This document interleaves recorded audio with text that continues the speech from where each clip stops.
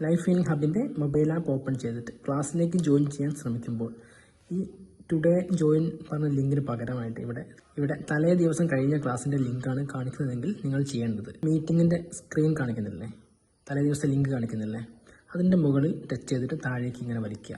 അപ്പം മുകൾ ഭാഗത്ത് കണ്ടോ ഞാനിപ്പം റൗണ്ടിൽ കാണിക്കുന്നത്, അതുപോലെ ഒരു സിമ്പിൾ അവിടെ വരും. അവിടെ അത് വന്നു കഴിഞ്ഞാൽ താഴേക്ക് വലിച്ചത് വിടുക. അപ്പോൾ വിട്ട് കഴിയുമ്പോൾ കണ്ടോ നമ്മുടെ സ്ക്രീന് റീഫ്രഷ് ആയിട്ട് പുതിയ സ്ക്രീന് വരും.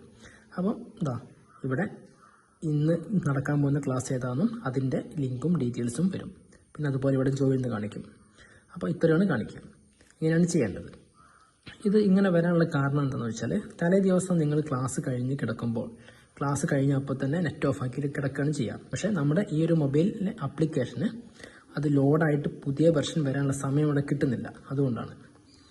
അപ്പോൾ ഇനി മുതൽ നിങ്ങൾ ജോയിൻ ചെയ്യുമ്പോൾ ഇതുപോലെ കാണിക്കുന്നുണ്ടെങ്കിൽ മുകൾ ഭാഗത്ത് ജസ്റ്റ് ഒന്ന് ടച്ച് ചെയ്യുക, ടച്ച് ചെയ്ത് താഴേക്ക് വലിക്കുക, വിടുക. അത്രയും ചെയ്താൽ മതി. അത്രയും ചെയ്ത് കഴിയുമ്പോൾ കാര്യങ്ങൾ കറക്റ്റായിട്ട് വരും. നിങ്ങൾക്ക് പുതിയ ക്ലാസ്സിൽ ജോയിൻ ചെയ്യാൻ പറ്റും.